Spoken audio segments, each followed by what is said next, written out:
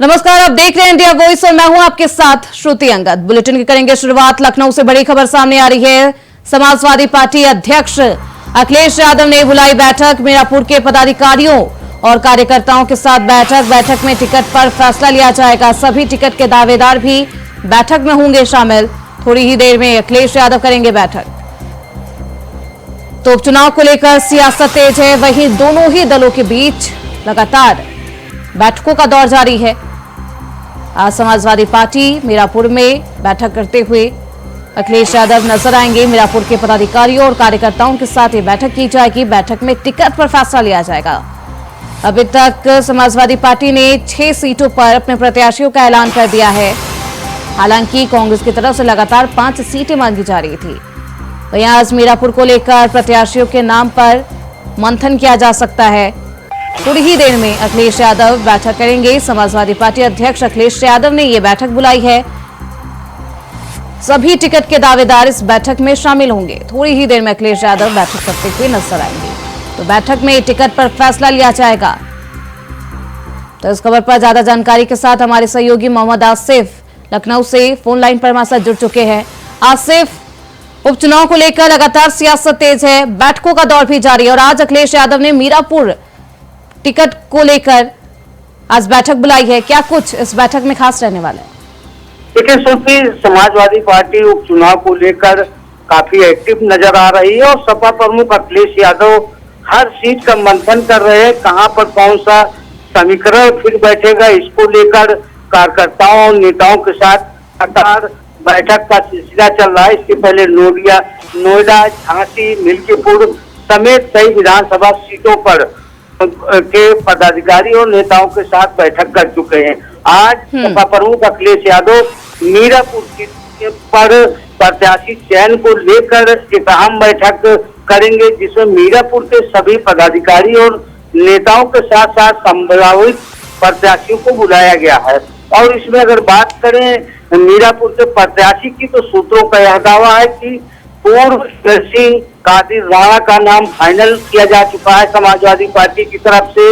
इसको लेकर कुछ कंफ्यूजन चल रही थी, जिसे जो है बैलेंस करने के लिए आज सपा ने एक बड़ी बैठक बुलाई है।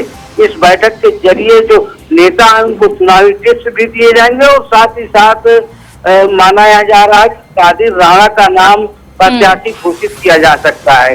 लेकिन अभी सीट शेयरिंग को लेकर कांग्रेस और सपा के बीच जो सामंजस्य नहीं बैठ पाया है, जो कंफ्यूजन चल रहा है, क्योंकि 4 सीटों की बची है समाजवादी पार्टी की तरफ से प्रत्याशी घोषित करने की, और चारों की चारों सीटें जो है कांग्रेस ने डिमांड कर रखी है।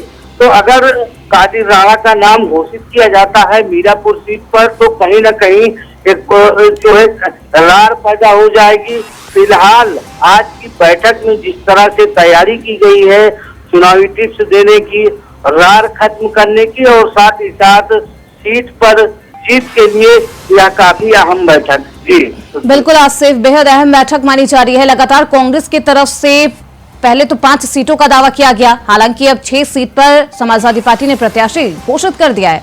तो अब लगातार 4 सीटों की मांग की जा रही है। हालांकि अगर मीरापुर सीट पर प्रत्याशी की घोषणा होती है तो महज 3 सीट बाकी रहेगी।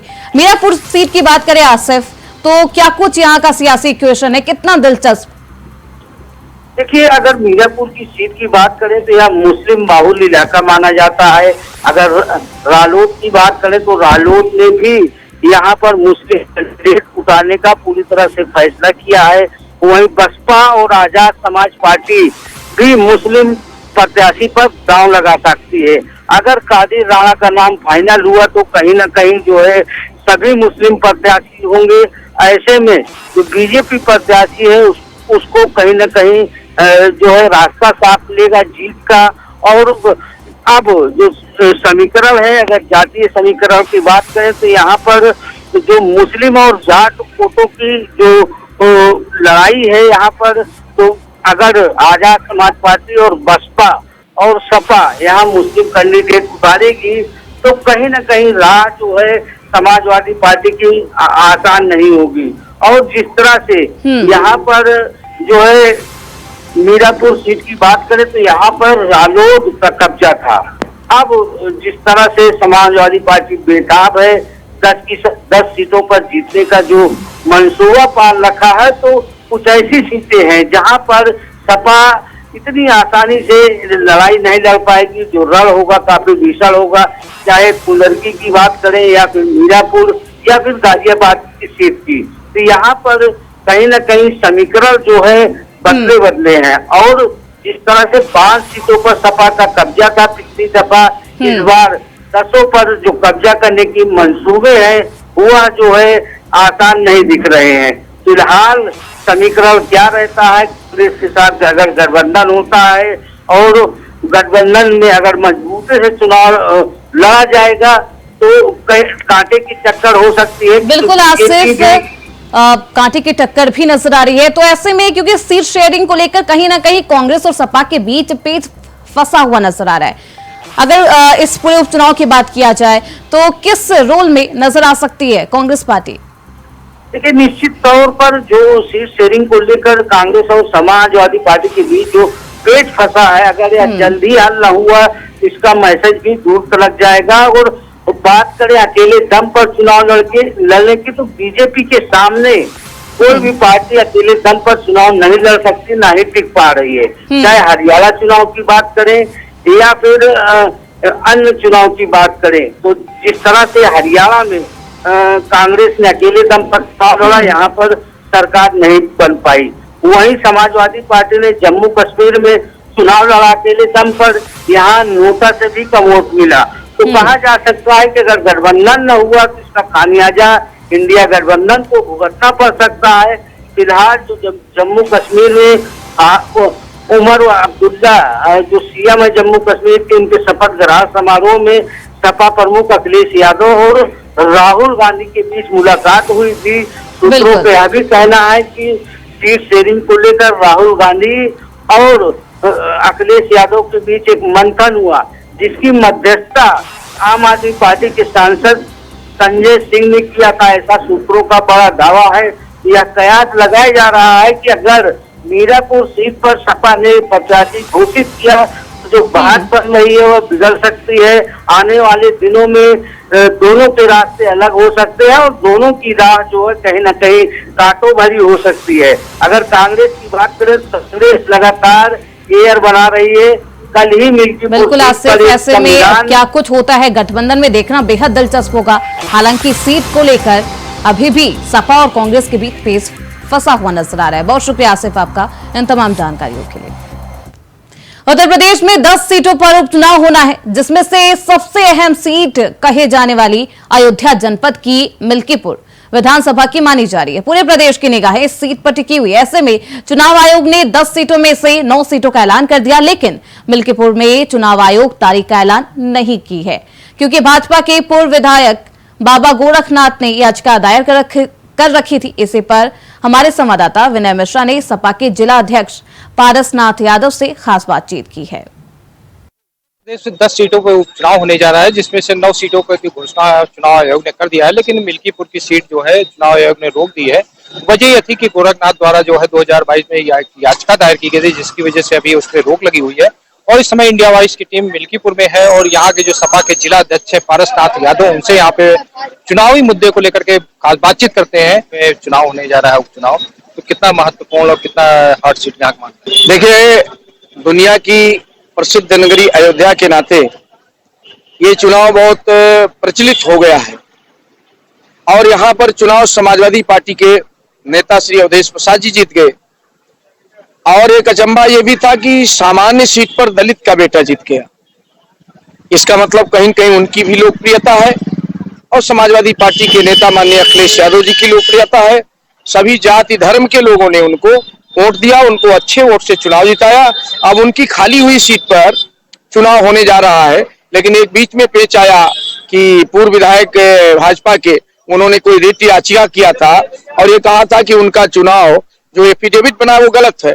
लेकिन कल हाईकोर्ट में, आज हाईकोर्ट में याचिका हुई है कि वो हम वापस ले रहे हैं, इसलिए कि वो इस्तीफा दे चुके हैं। अब ये चुनाव और हाईलाइट हो गया। कल से पूरे देश के उपचुनाव, कई प्रदेश के चुनाव घोषित हुए, मिल्कीपुर रुक गया इसलिए इसकी चर्चा पूरे देश में और बढ़ गई। मैं कहना चाहता हूं, आज पूरा मिल्कीपुर जानवर से बहुत परेशान है। आप 9 बजे मेरे साथ किसी दिन चलिए, सड़कों पर आप चल नहीं सकते हो। किसान परेशान है जानवर से, नौजवान परेशान है, आर्मी की नौकरी को 4 साल कर दिया गया, बेटियां परेशान है, सुरक्षा नहीं है, हमारे बेरोजगार नौजवान परेशान है कि मेरा खाली हाथ है, मुझको नौकरी नहीं मिल रही है। तो मेरा ये कहना है, ये तमाम मुद्दे हैं। प्रधानमंत्री जी ने कहा था कि 1 साल में 2 करोड़ रोजगार देंगे हमको लगता है 10 लाख भी 10 साल में नहीं दे पाए। मुख्यमंत्री जी ने कहा था कि हम पूरा चमन बना देंगे, हमको तो नहीं लगता है। अयोध्या में सेठ साहूकार बिजनेस करने वाले लोग अपनी दुकानों के लिए पैर पकड़ के रोते रहे। मंदिर तोड़ दिया आपने दुकानें तोड़ दिया, आप जानवर की व्यवस्था नहीं कर रहे हो। आपसे मैं कहना चाहता हूं, आपने जैसे सबको पैसा दिया, आप उन दुकानदारों को 50 लाख रुपया दुकान का 50 लाख मुआवजा दे दिए होते, उनकी भी बेटियों की शादी न टूटती, उनके भी बेटे स्कूल में पढ़ लेते। लेकिन आपको तो धुन चढ़ी है कि केवल हम हिंदू मुसलमान, पाकिस्तान हिंदुस्तान, केवल बांग्लादेश और नेपाल, केवल आपको ये करने से फुर्सत नहीं है। रोजगार की बात आपको करना नहीं है, किसान की बात करना नहीं है, नौजवान की बात करना नहीं है, व्यापारी की बात करना नहीं है। आप जान लो 18% जीएसटी से पूरे देश में 1 साल में 18 लाख करोड़ रुपया मिल रहा है। पैसा कहां जा रहा है? आपने एमटीएनएल बेच दिया, आपने बीएसएनएल बेच दिया, आपने हवाई अड्डा बेच दिया, आपने रेलवे स्टेशन बेच दिया, आप सब बेचते जा रहे हो, नौजवानों की नौकरियों को कम करते जा रहे हो। पैसा जा कहां रहा है? ये बड़ा सवाल इस देश के नौजवानों की तरफ से है। ये पैसा देश का जा कहां रहा है? आपको अगर काम करना हो, हिंदू मुसलमान छोड़ो, मंदिर मस्जिद की बात अलग करके धर्म को अलग करो, राजनीति को अलग करो, आप विकास पे आ जाओ, नौजवानों को काम दो, रोजगार दो, किसानों की वाजिब मूल्य दो, उनकी फसलों का दाम दो, जानवरों से उसको बचाओ। ये सारे मुद्दे हैं। हम चाहते हैं उत्तर प्रदेश सरकार से, अगर आपको सरकार चलाने के लिए मजबूरी है, इस्तीफा देकर बैठो, दूसरा कोई आवे इस देश की सेवा करे, प्रदेश की सेवा करे। अच्छा, इंडिया अलायंस का गठबंधन था और यहाँ पे कांग्रेस आज संविधान बचाओ रैली कर रही है, तो क्या माना जा रहा है कि सपा और कांग्रेस में गठबंधन टूट रहा है क्या? अभी कांग्रेस पार्टी और समाजवादी पार्टी और अन्य दलों का गठबंधन है। तैयारियां करना लोकतंत्र में किसी को रोक नहीं। हमारे राष्ट्रीय नेतृत्व माननीय राहुल गांधी जी और माननीय अखिलेश यादव जी जो तय कर लेंगे, हम लोग उसी पर अमल करके उस पर काम करेंगे। और अभी फूलपुर की सीट आज ही कांग्रेस पार्टी ने घोषणा किया है कि हम छोड़ रहे हैं। ऐसे सारी बातें बैठ जाएगी, बन जाएगी, कोई दिक्कत नहीं है। अच्छा, यहाँ पे जो सबसे ज्यादा मुद्दा अभी आपने बताया छुट्टा जानवरों को लेकर के, तो यहाँ पे मुख्यमंत्री योगी आदित्यनाथ ने स्वयं कमान समा रखी है। यूपी की जो कि 10 विधानसभा है, उसमें सबसे ज्यादा महत्वपूर्ण मिल्कीपुर को क्यों दिया जा रहा है? देखो, महत्व इसलिए दिया जा रहा है, मुख्यमंत्री यहाँ प्रभारी बन गए। जो आदमी पूरे प्रदेश का राजा हो, वो एक विधानसभा का प्रभारी आखिर क्यों बन रहा है? इसका मतलब मिल्कीपुर की जनता कह रही है कि हम समाजवादी पार्टी को फिर जिता देंगे। तो यहाँ पे किससे टक्कर आप मान रहे हैं? अब टक्कर वो लोग बतावें, हमारे तो कोई टक्कर में दिखता नहीं है। हमारे शानदार नेता अवधेश प्रसाद जी सांसद हैं, उनके बेटे अजीत प्रसाद को टिकट मिला है। यहाँ टक्कर तो कुछ दिखता नहीं है। सरकार के नाते अपनी चर्चा चाहे जो कर ले, सरकार को हटा दीजिए तो हमारे सामने टिक नहीं सकते। ये हमारे साथ जिला अध्यक्ष थे, उनका साफ तौर पे कहना है कि जिस तरीके से मिल्कीपुर का चुनाव देखा जा रहा है, तो यहाँ पे सबसे ज्यादा समस्या जो छुट्टा जानवरों से लेकर के जो है तमाम अन्य प्रकार की समस्या है। लेकिन अभी देखने वाला होगा जो उपचुनाव की यहाँ की घोषणा कब होती है और यहाँ पे प्रत्याशी किस तरीके से मजबूती से लड़ते हैं। सहयोगी रमेश पांडे के साथ विनय मिश्रा, इंडिया वॉइस। वही बहराइच से बड़ी खबर सामने आ रही है। बहराइच हिंसा में बड़ा खुलासा हुआ है। पोस्टमार्टम रिपोर्ट को लेकर भ्रामक सूचना। रामगोपाल को ना तो तलवार मारी गई, ना नाखून उखाड़े गए। पुलिस ने किया अफवाहों का खंडन। 30 से 35 छर्रे धंसने की हुई थी पुष्टि। पुलिस ने भ्रामक सूचना नहीं फैलाने की अपील की है।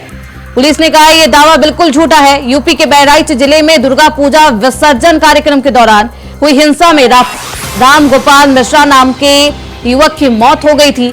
रामगोपाल की पोस्टमार्टम रिपोर्ट को लेकर पिछले 2 दिन से काफी दावे मीडिया में चल रहे हैं। कुछ मीडिया रिपोर्ट्स में दावा किया गया है कि उसके साथ बर्बरता की गई, उसे तमाम तरीके की यातनाएं दी गई और फिर उसकी हत्या की गई।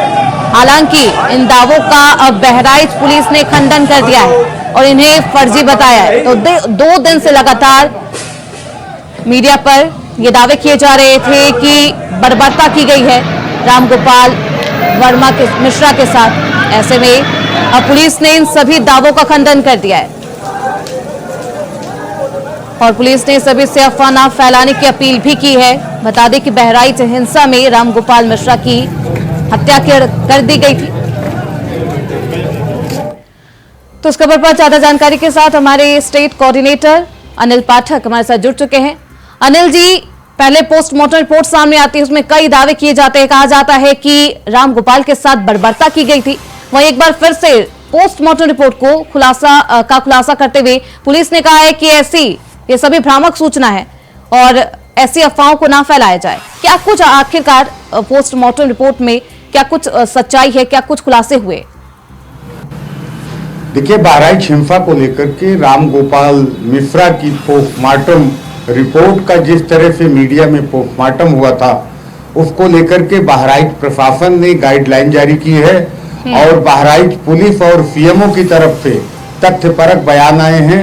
बहराइच के सीएमओ ने कहा है कि जो रामगोपाल है उसको 30-35 छर्रे लगे हैं, उसके पैर के नाखून में चोट के निशान पाए गए हैं। लेकिन जिस तरह से ये भ्रामक सूचना फैलाई गई है कि प्लास से उसका नाखून नोच लिया गया और निर्मम तरीके से हत्या की गई, तलवार मारी गई, सिर पर तलवार के जो है निशान है, इन बातों का सीएमओ ने खंडन भी किया है, पुलिस ने भी खंडन किया है और स्पष्ट किया है कि रामगोपाल के शरीर पर 30-35 छर्रे जो वो मिले हैं। पुलिस को जो इनपुट मिला है उससे ये बात पुलिस की तरफ से अंदर खाने में चल रही है कि जो वहां पर हमीद है उसके पास लाइसेंसी बंदूक है, 12 बोर की बंदूक से फायर हुआ है और जो 12 बोर की गोली है उसी के छर्रे जो है रामगोपाल के शरीर पर जाकर लगे हैं और अधिक रक्तस्राव, खून बहने के कारण जो है वो मौत हुई है रामगोपाल यादव की। जो काज ऑफ डेथ है, जो ब्रेन हेमरेज की बात कही जा रही है, वो रक्त खून अधिक बहने की वजह से हुआ है। रामगोपाल की मौत का कारण जो है वो खून का अधिक बहना आया है पोस्टमार्टम रिपोर्ट के हिसाब से। अब पोस्टमार्टम का जो पोस्टमार्टम हो रहा है मीडिया में, इसको ले करके बहराइच प्रशासन जो है वो काफी सख्त हुआ है और बहराइच प्रशासन की तरफ से एक मैसेज किया गया है कि अफवाह अगर फैलाई गई पोस्टमार्टम को लेकर तो जो अफवाह फैलाएगा उसके खिलाफ भी कार्रवाई की जाएगी। बिल्कुल अनिल जी, जिस तरीके की तस्वीरें सामने आई थी रामगोपाल की, उसके शरीर पर कई निशान थे, फिर उस निशान को लेकर पोस्टमार्टम रिपोर्ट में क्या कुछ सामने आया? क्योंकि उसके आंख के नीचे, गले पर कई निशान देखे गए थे। हाँ, बेशक उसकी निशान काफी थे, लेकिन जिस तरह से उसके शरीर पर जगह जगह घाव के निशान हैं, तो शुरुआती दौर में ये कहा गया कि ये गोलियां मारी गई हैं, ये 32 बोर की गोलियां हैं। कोई कह रहा था नहीं 315 बोर की गोली है। लेकिन जो एक वीडियो और वायरल हुआ है, जो उसके हमीद के घर में बंदूक नजर आ रही है और उसके पास ये कहा जा रहा है कि लाइसेंसी बंदूक भी है। आमतौर पे जो लाइसेंसी बंदूक होती है वो 12 बोर की होती है, उसकी गोलियां जो होती हैं काफी मोटी होती हैं, उसमें बारूद भरा होता है। तो ये आशंका इनपुट मिला है पुलिस को कि 12 बोर से ही गोली चलाई गई है और उसका बारूद जो है पूरी शरीर में जगह जगह जाकर के रामगोपाल के को जख्मी कर गया, घायल कर गया और उससे अधिक जो है रक्त बहा, खून निकला, जिसकी वजह से जो है रामगोपाल की मौत हो गई। हालांकि रामगोपाल के शरीर पर निशान पाए गए हैं, जो आंख के ऊपर एक गहरा जख्म भी देखने को मिला है, जो वीडियो वायरल हुआ है। लेकिन अभी जो सीएमओ की तरफ से बयान आया है कि ये कहना कि ये तलवार का है घाव, ये कहना कतई सही नहीं है। वो ब्लंट ऑब्जेक्ट किसी ठोस धातु से भी वार हो सकता है, फरिया से हो सकता है, ईंट पत्थर से भी हो सकता है। तो कहने का मतलब ये पोस्टमार्टम रिपोर्ट में इस तरह की क्लियर फिगर भी नहीं आती है, एक अनुमान लगाया जाता है कि ये चोट का निशान किसका हो सकता है। लेकिन मीडिया में जो चल रहा है नाखून नोच लिया गया, तलवार से मारा गया, जिसको लेकर के बहराइच प्रशासन ने अब अपनी कड़ी आपत्ति ऐसे में बहराइच प्रशासन ने सभी से अपील की है अनिल जी की अफवाह ना फैलाई जाए पोस्टमार्टम रिपोर्ट को। अब बने रहिए हमारे साथ अनिल जी, आगे भी आपका रुख करेंगे। वहीं मिल्कीपुर की याचिका पर हाईकोर्ट का फैसला आज हाईकोर्ट में होगी सुनवाई। मिल्कीपुर पर याचिका वापस लेंगे बाबा गोरखनाथ। बाबा गोरखनाथ ने रिट वापस लेने के लिए लगाई है अर्जी। हाईकोर्ट के फैसले पर टिकी है सबकी निगाहें। हाईकोर्ट का फैसला तय करेगा कि आखिरकार मिल्कीपुर सीट पर कब होगा उपचुनाव। तो मिल्कीपुर सीट को लेकर सियासत तेज है। 9 सीटों की तारीखों का ऐलान हो चुका है। 10वीं सीट जो कि मिल्कीपुर सीट है, वहां पर अभी चुनाव होल्ड किया गया है, रोक दिया गया है और आज हाईकोर्ट का फैसला आएगा मिल्कीपुर की याचिका पर। आज ये सुनवाई होनी है। मिल्कीपुर में याचिका वापस लेंगे बीजेपी के विधायक नेता गोरखनाथ बाबा। गोरखनाथ बाबा ने रिट वापस लेने के लिए अर्जी लगाई है हाईकोर्ट के फैसले पर। हालांकि सबकी निगाहें टिकी है, तो क्या कुछ सुनवाई होती है, फैसला क्या कुछ आता है, देखना बेहद दिलचस्प होगा, क्योंकि उसी फैसले के बिना पर उपचुनाव की तारीख तय की जानी है। हमारे साथ स्टेट कोऑर्डिनेटर अनिल जी लगातार बने हुए हैं। अनिल जी, लगातार मिल्कीपुर सीट को लेकर सियासत तेज है और आज सुनवाई होनी है, क्या कुछ अहम? देखिए श्रुति, जो भारतीय जनता पार्टी के पूर्व विधायक हैं गोरखनाथ बाबा, पिछले 24 घंटे से लखनऊ में डेरा डाले हुए हैं। उन्होंने कल जो है अपनी रिट वापस करने के लिए हाईकोर्ट में अर्जी लगाई थी, लेकिन हाईकोर्ट ने तुरंत उस पर सुनवाई ना करते हुए आज की डेट लगा दी है। अब किसी भी वक्त हाईकोर्ट इस केस की सुनवाई कर सकता है। क्या फैसला देगा, ये सब की निगाहें जो है हाईकोर्ट पर लगी हुई हैं। लेकिन मिल्कीपुर चुनाव को लेकर एक डबल पेच फंसा हुआ है, तो ये कह पाना मुश्किल है कि आखिर होगा क्या।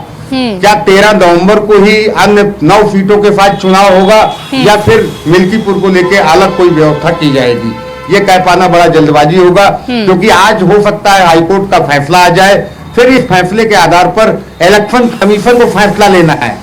क्योंकि ना तो गोरखनाथ बाबा को फैसला लेना है, ना किसी राजनीतिक दल को फैसला लेना है। जो फैसला लेना है वो इलेक्शन कमीशन को लेना है और आज जो है हाईकोर्ट को लेना है। एक बड़ा सवाल है कि बाबा वो गोरखनाथ ने 2022 में रिट की थी चुनाव की काउंटिंग में धांधली को लेकर के। यहाँ हाईकोर्ट में उन्होंने अर्जी लगाई थी, रिट की थी कि चुनाव निरस्त कर दिया जाए, गड़बड़ी हो गई है, फिर से यहाँ की काउंटिंग कराई जाए।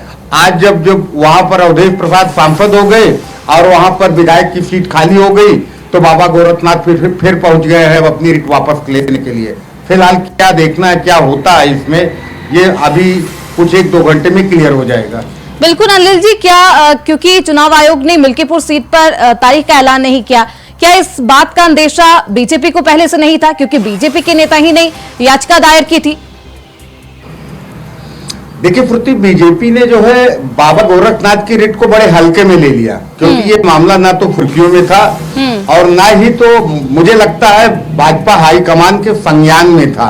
लेकिन इलेक्शन कमीशन ने जब पूरा डाटा खंगाला मिल्कीपुर को लेकर के, तब उसमें ये निकल के आया कि मिल्कीपुर के 2022 के रिजल्ट को लेकर हाईकोर्ट में एक रिट पेंडिंग चल रही है। इस बिना पर इलेक्शन कमीशन ने उत्तर प्रदेश की 9 सीटों पर तो तारीखों का ऐलान कर दिया, लेकिन मिल्कीपुर को लेकर के पेंडेंसी डाल दी। अब जब ये बात आई सामने आई तो भारतीय जनता पार्टी एक्टिव हुई, उधर समाजवादी पार्टी ने भी हमला करना शुरू कर दिया। तो बाबा गोरखनाथ हाईकोर्ट पहुंचे हैं। अब सुनवाई आज होनी है। मिल्कीपुर सीट को लेकर अनिल जी सियासत तेज है, ऐसे में आज सुनवाई है, क्या कुछ फैसला आता है, देखना बेहद दिलचस्प होगा। आप बहुत शुक्रिया आपका इन तमाम जानकारियों के लिए। इसी के साथ इस बुलेटिन में बस इतना ही। देखते रहिए इंडिया वॉइस।